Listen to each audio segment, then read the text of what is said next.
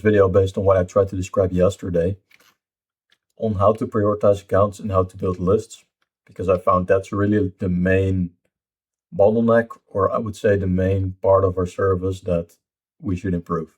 So it's not to say that we don't do a good job at this, because we build the right lists. We just don't tier and segment things well enough. And what I mean by that is whenever we're working with all of these expert companies, right? We're working with great data visualization studio. We're working with hardware provider. We're working with GIS software provider or GIS partner, you could say. All of these technical firms have incredible expertise, and the reason that they can sell a solution to an account over their competitors is because they have built authority in the market. So that's one thing, right? Beyond that, it's because they prioritize right. So whenever, like last week, we booked in a $300 million revenue company as a lead, and we booked in a $600 million company as a lead.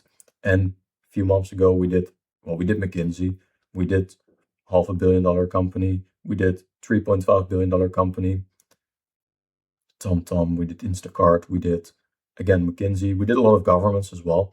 So the reason we are able to book them in is because whenever we apply, is because of applying this strategy, let me put it that way. So there's a total addressable market, which are just all of the accounts that we can talk to. A great portion of those are almost not worth talking to because we have this much expertise. We can talk to the top of the market. So we build the list, but we strip away, I would say, 80 to 90% of it to get to the serviceable addressable market. In other words, all of the accounts that are financially qualified, geographically qualified, that are at the top of the market that we can address with our service or that we can sell our service to at some point in time. I'm putting rough numbers in here of what these could be. This is a little bit arbitrary, I will say. Can be big, can be bigger, but can be smaller. It's just to give a decent idea on the thresholds. So a good portion of the market is serviceable, addressable. Serviceable, let me put it that way. But it's only a very small portion of the total addressable market, right? Like 5 to 10%. And then going back to that, we have another 1 to 10% that is currently in buying motion, usually like 3%, I would say, but giving rough benchmarks. That's the obtainable market.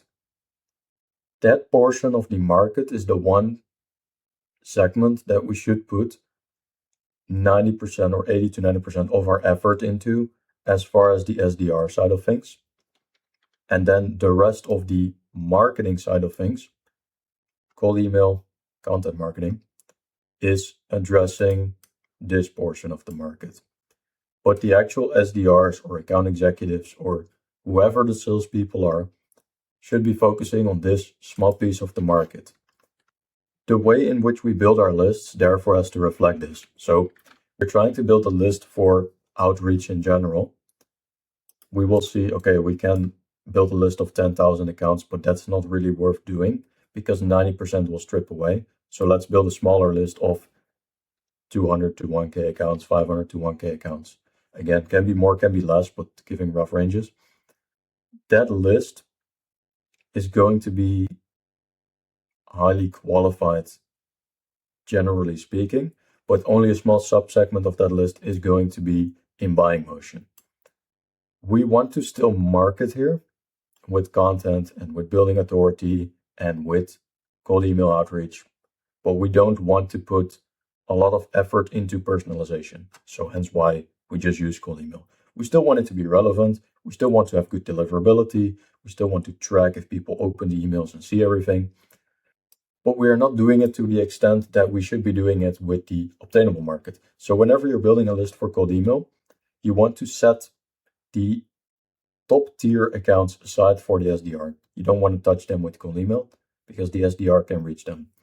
That being said, you don't always know who is in buying motion. So that's why you even market in this segment as well in the first place, to find out who is in buying motion or who is going to be in buying motion.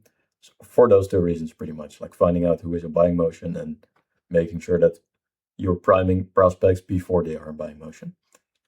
That's what the cold email and just outbound and, well, I would say marketing in general is for, right? The obtainable market, however, is already very much a marketing plus sales effort where the two kind of need to be combined in order to get to a very specific and very personalized account approach. So that's where the SDR comes in. So if we look at the outbound approach as like a quality versus quantity kind of thing, there's this green line, which is the SDR approach. If we're under 100 accounts, in other words, organizations, companies, firms that we're talking to, the SDR approach is useful because we can put a lot of execution onto every account, personalize the message very heavily, map the right case studies to them, and just send very highly relevant outreach. If you even go to like only 1 or 2 accounts and you go all the way here, you can maximize quality to the point you go in person, send direct mail, go even further. Anywhere in the middle, you can do multi-channel outreach. You can be doing cold email and LinkedIn and calling, for example, and sending personalized case studies. So that's a lot of manual work, I will say that, for the most part. Is for the serviceable addressable market. So, I mean, I can add it there. That's the bigger portion of the market we want to reach with cold email campaigns. Again, the more accounts you're going to reach, there's going to be a regression to the mean. So the quality of the outreach is going to be less, but the amount of accounts you can reach is going to be bigger. And the moment somebody kind of graduates to being in a buying motion as an account or as a firm, as a company, they are already familiar with you. So they're just much more likely to buy from you as opposed to a competitor because you have built authority in that market already. That being said, it makes a lot of sense to split it this way. The reason being, we will be able to do very high quality outreach to whoever we know is in buying motion. We know that based on, for the most part, just what you can find on the internet, which is already a lot. You can find who is hiring. You can find who is doing certain digital programs. You can find who is working on a certain project where your technological solution or technical solution would fit in. You can find out whoever is fundraising or who is raising in general. You can find who just has raised funds. And all of that information is going to be useful in order to find who is in most buying pressure. That is going to be the subsegment of the market that we're going to very personally reach out to. Already doing this for all of our clients. The service addressable market is going to be a bigger portion of the market, still a subsegment because we still want to qualify heavily who we're talking to so that we don't waste our time on outreaching to accounts that are unqualified, frankly. But we know they might not be in buying motion, but are still qualified at some point in time. That's what we run cold email for. Because again, you have limited resources, so you need to split a little bit, right? You can technically be running everybody SDR motion to everybody, but it's going to be much more costly. Sales resources are limited in every single company, so you need to split it somehow and tier it somehow. The serviceable addressable market, therefore, is a bigger portion of the market than the obtainable market, but is still worth reaching out to. For a very long amount of time, or at least let me rephrase that.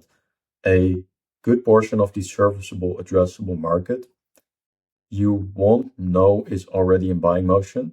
So to an extent, you also find out who is in buying motion by doing this in the first place. Because the people you are going to get replies from are people, for one, who are telling you, we don't need this right now, we'll keep you in mind. And a smaller portion is going to be, we won't keep you in mind for the long term, but we actually have something going on later this year where this could fit in. So then you're pretty much graduating them to the obtainable market. That is how we should roughly approach this. As far as segmenting these two tiers, the cold email motion, so the blue line here, and that addressable market, the 500 to 1K accounts that we're trying to talk to at some point in time, are going to give us a very low reply rate. We still want to reach multiple decision makers where we can. Maybe we want to run one campaign to our SAM that is all CTOs, all product managers can be a campaign, all design managers can be a campaign. It's a good practice to split it by role or by buying committee role, you could say, so that you know that the outreach is relevant to the particular stakeholder that you're reaching out to. Your reply rates, however, are still going to be low. So whenever we are talking to this segment, honestly, you should be expecting a reply rate of 1 to 5% at best. Like 0.5 to 5% is probably like a good benchmark here. 2/3 to 3/4 of those are going to be neutral. Small portion of that could even be negative, and the other 1/4 to 1/3 is going to be positive replies. So a very small portion. But those are then the people you can graduate to the SOM. The SAM, it's fine that you don't get a good reply rate or that you don't get as good of a reply rate, because ultimately these accounts are not in buying motion and you're just building brand awareness. So you don't want to spam them, you don't want to do what you want to build the brand awareness, and you want to do it consistently.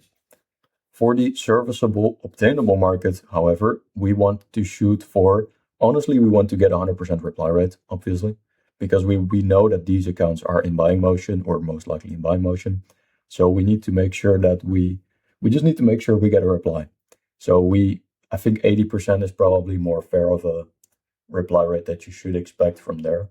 But that is per account, and that is multi-channel, that is doing everything you possibly can. So that is cold email, that is LinkedIn, that is phone calls, that is direct mail, whatever you need to do to get the reply in that smaller pool of accounts that is in buying motion, you should do pretty much, right?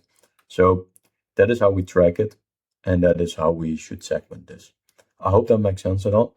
What I think I'm going to do is I'm going to share this video internally right now, and I'm going to upload it to YouTube and then the resources section on the website. If you are trying to run an enterprise pipeline motion and this resonates with how you are looking to approach it, you can book in a call at locatics.io, or you can Google Locatics. You might even be on the website or on YouTube already. There will be a link in the description. Follow us on LinkedIn, sign up to the newsletter, do all of that good stuff. You can book in a call on the website and we can review whether this is a approach that makes sense for us to implement done for you in your business. Usually we work with technical firms with deal size ranges of 50 to 500K annual contract value deals to run this outbound motion. Beyond that, we also support with the conversion side of things. In other words, building authority in the market and building media distribution in the market. So those are two separate lanes that we also support with. If any of that resonates with you and it makes sense, hey, book in a call. You'll most likely be talking to me, maybe somebody on our team who's in charge of sales management. And then we'll figure out if this makes sense to implement into your business or if we can just point you in the right direction, if not. Hope that has been a useful video. If so, yeah, do all the good stuff. Follow us, subscribe, and book in a call if you want to. See you later. Bye-bye.